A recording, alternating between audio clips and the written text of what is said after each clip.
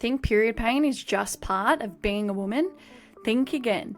In this episode, we uncover what no one tells you about hormones, from endo to anxiety to the pill to period myths, and how you can take your power and cycle back. Hi, I'm Britt. And I'm Aimee, and welcome to the Every Season podcast. We're here for a fun time, not a long time. Hopefully we're here for a bit of a long time. Hey Britt, Hey, Ames. would you say you need some assistance when it comes to being more aware of your body? Why? What have you got? Well, you can download our free 7-step female body awareness kit and see if it helps Sweet, where? in the show notes and on our website. Also, in order for us to be here for a long time, Please subscribe to our podcast. So, and it probably flows on to the next question, but like I was similar to you. I had endometriosis signs, but they didn't really take it seriously at the time. So I was told to go on the pill. So I did. I went on the pill because I was, young, and I'm like, I don't want to have this pain. I want to go and party, do whatever. course. And I was then going to say something and then thinking of Brent stopped me. So. And then I was like, I started getting anxiety, and I was hairdressing at this point, and there was one day, there wasn't many clients coming in, and I was just there with my thoughts. It was a quiet day, and I was there with my thoughts, and I got this anxiety. It got to the point I had an anxiety attack, and I could not stay in that room. I had to leave. I had to get in my car and drive, and then from that day, I didn't take the pill. It was like this horrible feeling. So, I can relate to what you're saying, Aimee. And that's why when friends tell me they're going to go on the pill, I'm like, just, obviously do a bit more research. Why do you want to go on the pill? Is it to not have a baby, or is it just to hide the symptoms? For me, it was to hide the symptoms, and I wasn't, getting it resolved. So I tend to get a bit more interested when a friend does say they're going to go on the pill. Just because I had such a bad experience doesn't mean they're going to. Everyone has their own experience. But leading into the next question, is it normal to feel tired, anxious, bloated just before your period? Yeah, so it can be normal to feel maybe slightly irritated or a little bit more sensitive just before your period, and a decrease in your energy levels for sure.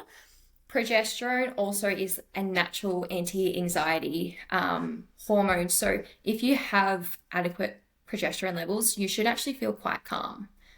But also understanding we live in quite a busy and crazy life, and sometimes you're still going to feel irritated and a little bit short-tempered for sure. But it shouldn't be to the extremes. You shouldn't be just completely snapping or hysterics because of you just about to get your period. That level is not normal. Definitely common. So common.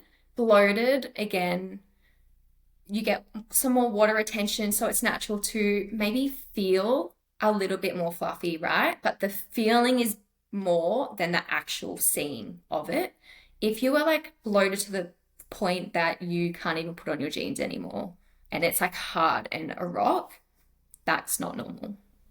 Yeah, That's like me. That's like you, isn't it, Amy? You get a bit. Oh, you probably. Or is that around ovulation a little bit more? I mean, to be honest, I don't know what the fuck's going on right now. So, so I can't really talk about that.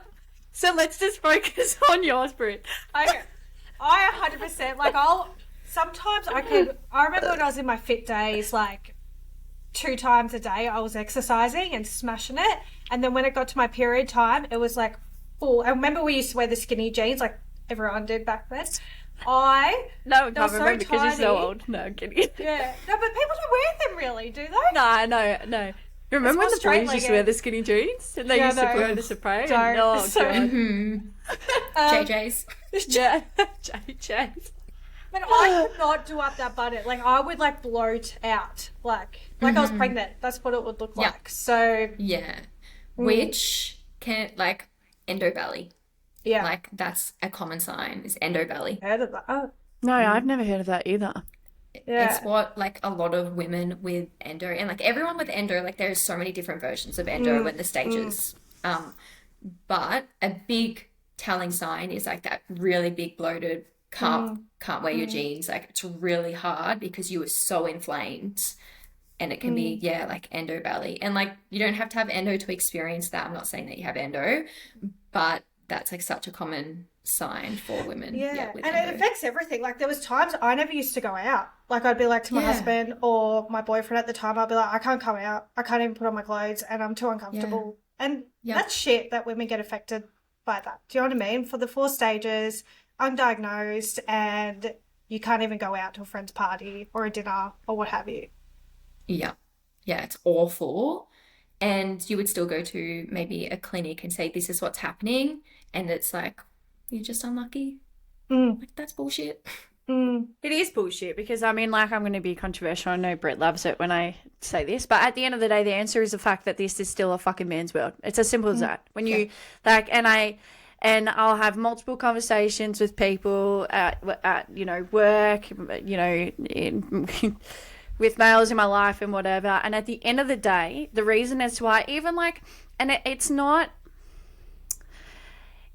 about blaming the specialists and the doctors, like you said, Ames. It's not taught in medical school. So you can't blame, you know, there's no point. We're not going to get anywhere with blaming because they don't know, they're not taught. And that's not why we're not coming out saying, oh, it's a man's world, feel sorry for us. No, that's not what we're saying. What we're saying is the fact that it's a man's world because they're not educated, because they're, you know, at the end of the day, like you said, prior to that, the revolution of, you know, work and the industrial revolution and all that type of stuff, it was all males who were working, right?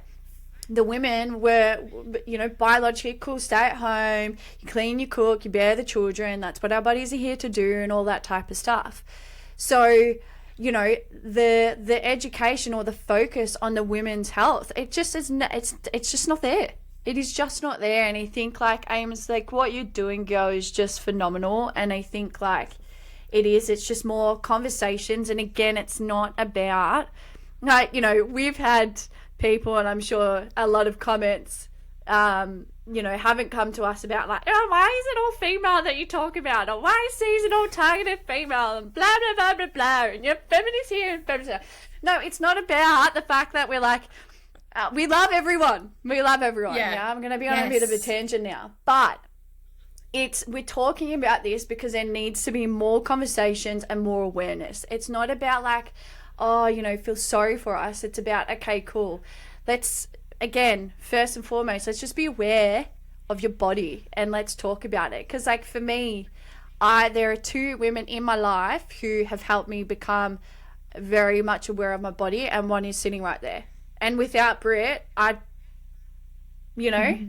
just wouldn't. Yeah. And that's because my poor mum had to go through it all behind closed doors.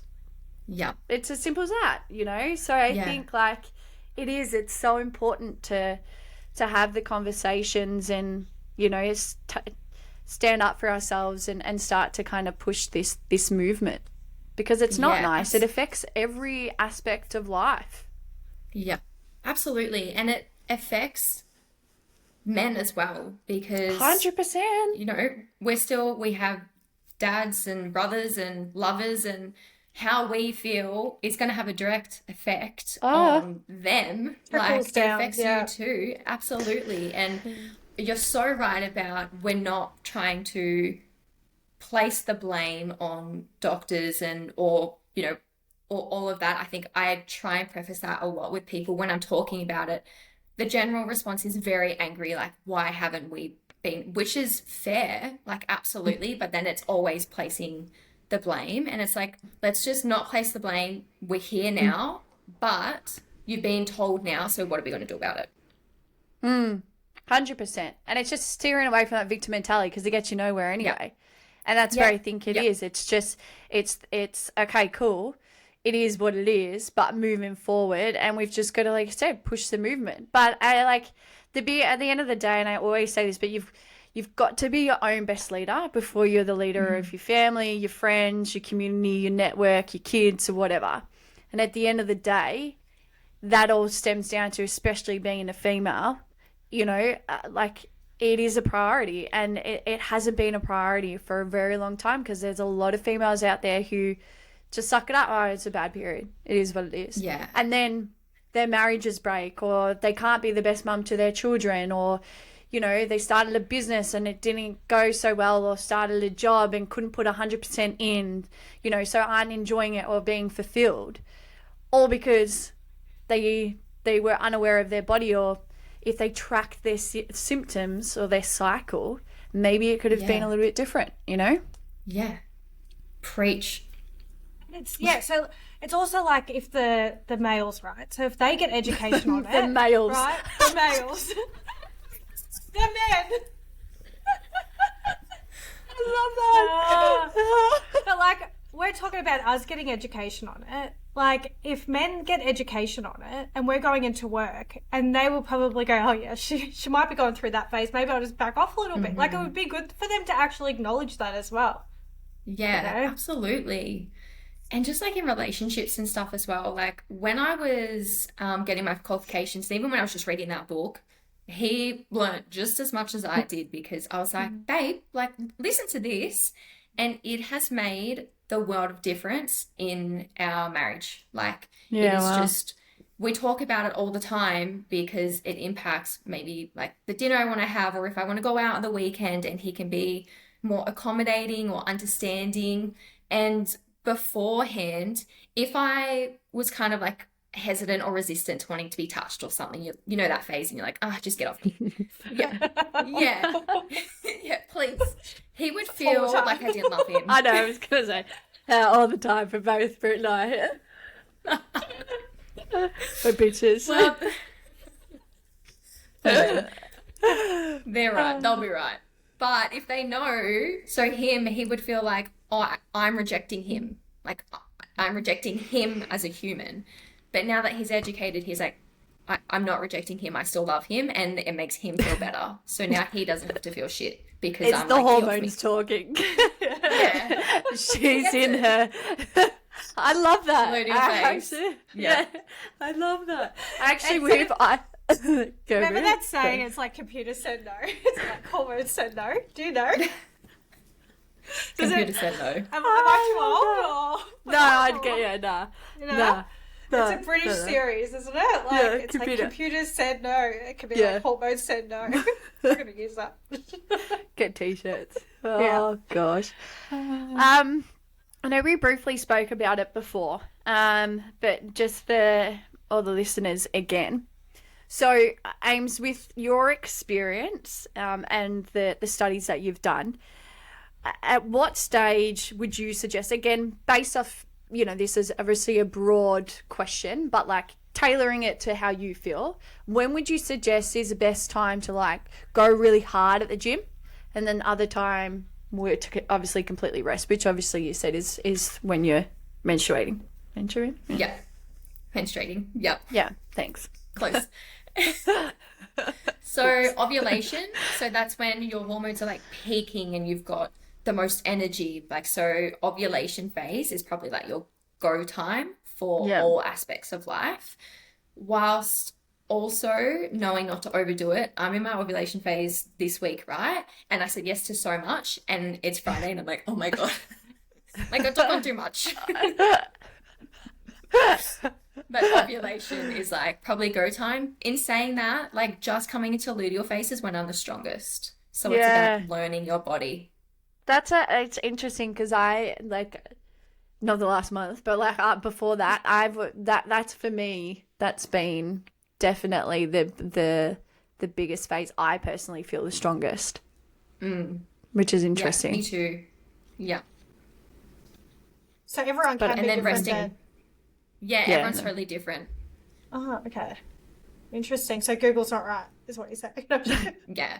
We don't like Google. Like, Google's going to tell you a really, chat. We kind of love chat. But that's what we've been going off ChatGPT.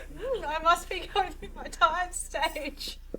we do love chat, but it's very cookie cutter. And, like, we're not cookie cutter. I called Aimee. I'm like, I think I'm in my luteal stage. Can you check if I should go? No, from chat. Oh, God. How do we actually say that? Because I say luteal. Yeah. How do we say it? Well, I say luteal. Okay. Luteal. And funny, if I'm in my luteal phase and I'm feeling a bit sensitive, my husband will say she's lutealing. Noodling. Lutealing. Yeah, Lutealing?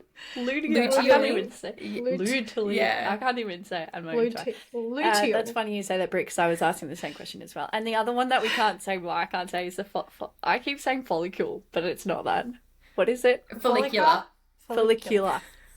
Follicular. Doesn't sound great, does it? Yeah. No, it Follicular. Yeah, it's because that's when your follicle's getting stimulated before ovulation, so it's follicular. Yeah. And can that, on that, because some people, like you said, some people, the energy can kind of go up and down. Can that depend on, and I don't know if you know it again, but like how many follicles you actually have, because each individual's so different with the amount of follicles they have, or no? Like, No. Okay.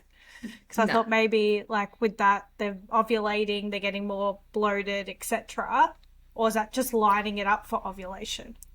Yeah, so when you're in your like follicular phase, it's not like all of your follicles are getting stimulated to get one for ovulation, and obviously ovulation you're only releasing one egg. So it's never going to be, even if you've got a higher egg reserve, it's not going to mean that you're going to be stimulating all of those eggs. It's just a select what your body sees as the best at that time, and then it'll pick the most mature one, the best one, and then you go through ovulation. So it's our body is amazing.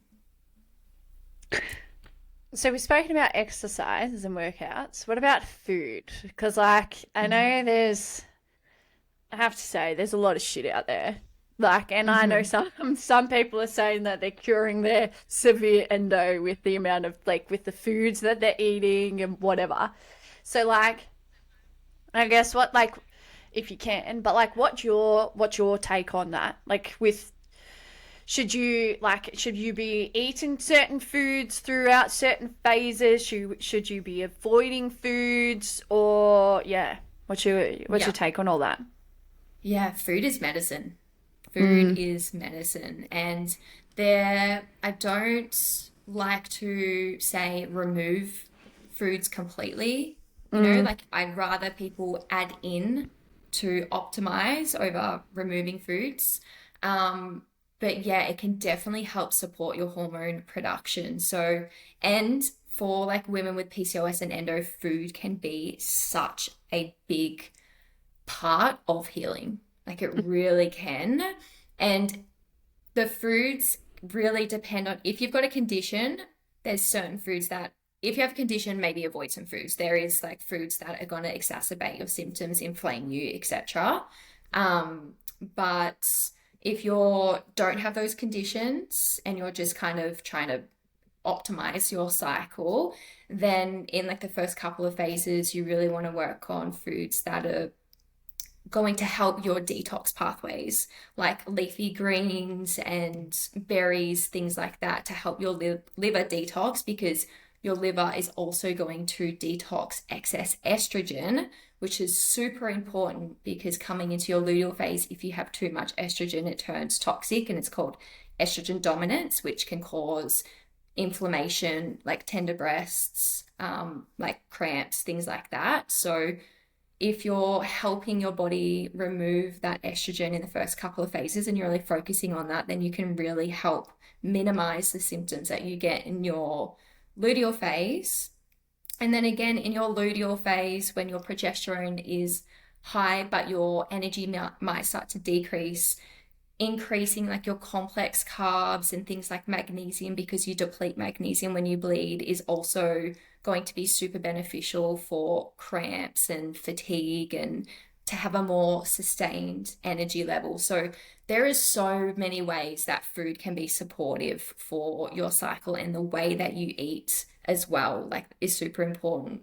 Like in your luteal phase, I say to everybody, don't be eating cold and raw foods, because it takes a lot for your body to digest that.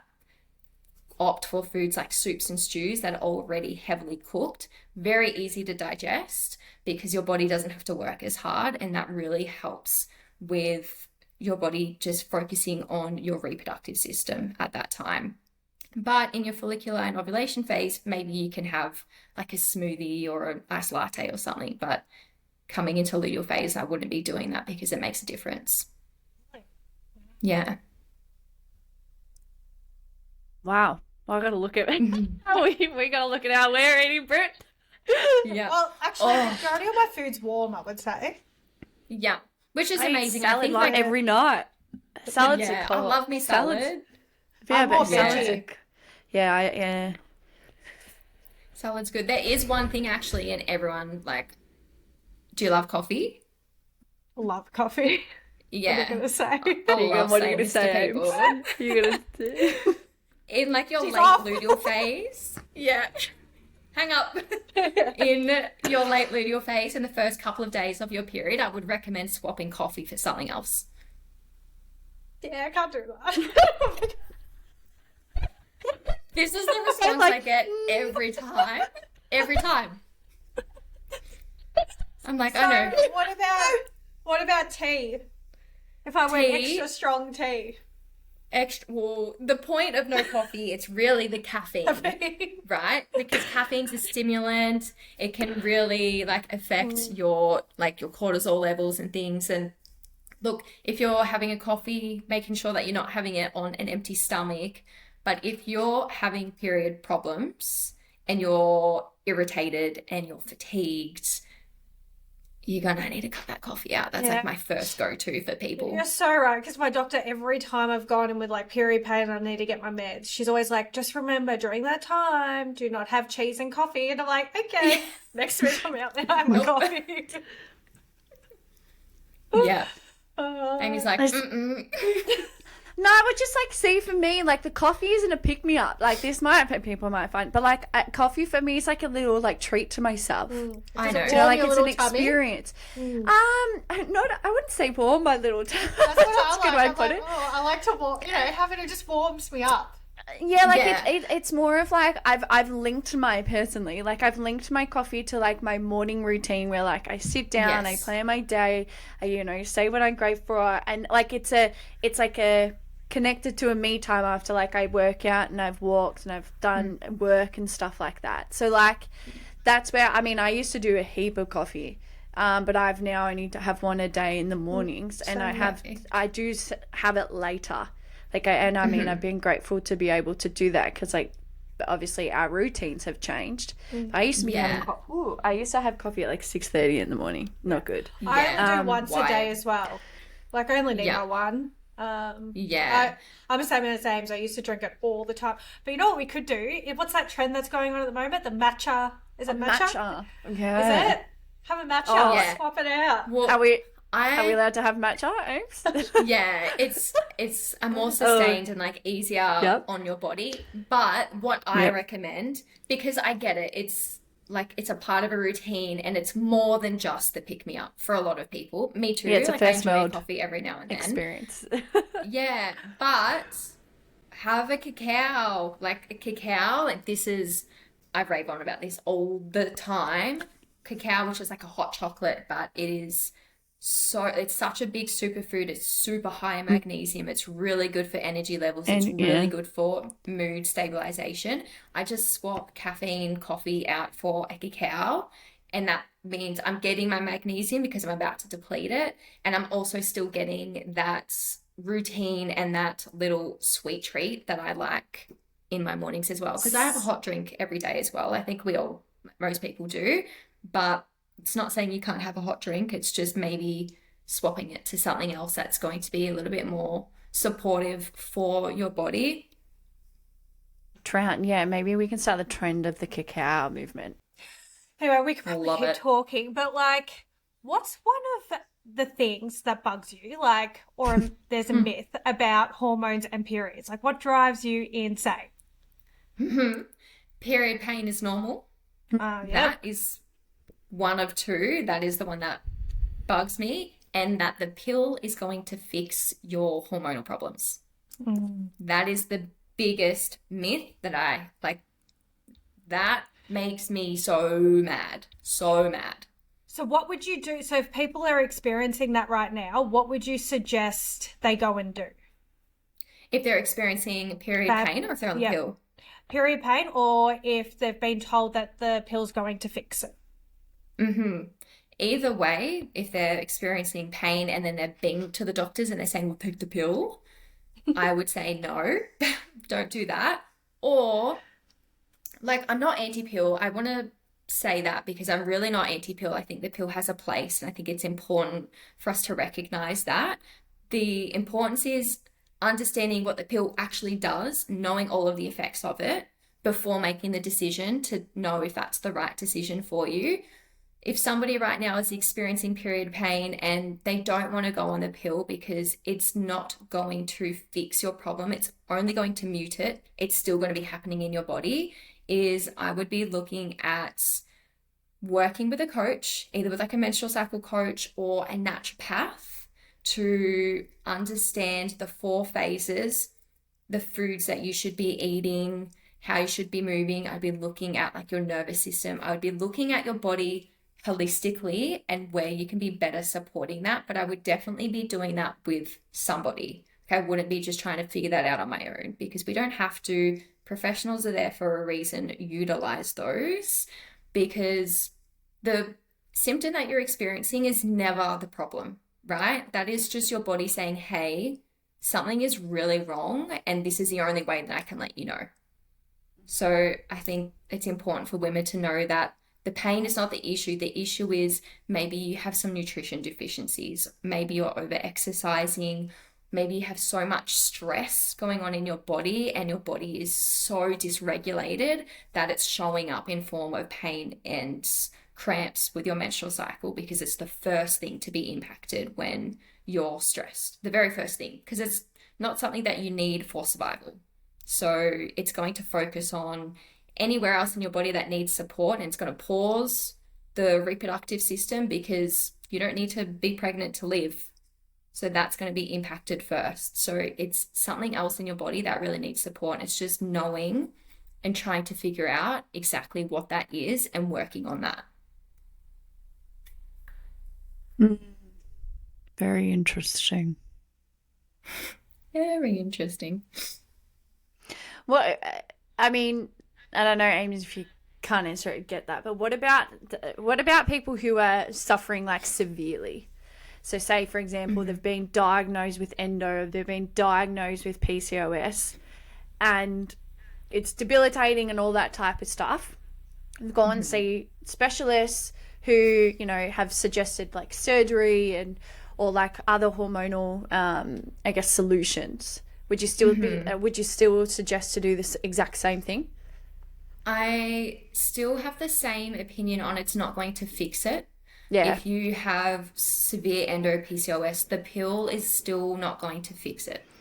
But I understand if the pain is so bad and it's the only thing that's providing you relief, if you need to go on the pill or, you know, something like that at that time, go for it. But I would still be trying to work on your body and your health while you're on the pill.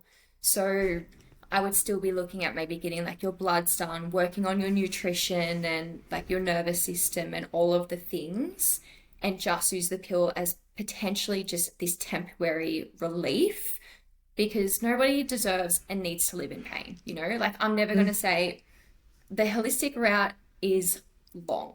If you've got something really severe, it's going to be long and it's not going to be linear. And I would not expect somebody to live in excruciating pain for like 12 months while they're trying to figure it out. If you need to take the pill to just help you get through that for a little bit, girl, by all means. But just know that it's still going to be there. And if you ever decide to come off it, it's probably going to come back. And in a lot of cases, it's going to be worse because you haven't addressed the root cause and it's still just been festering underneath.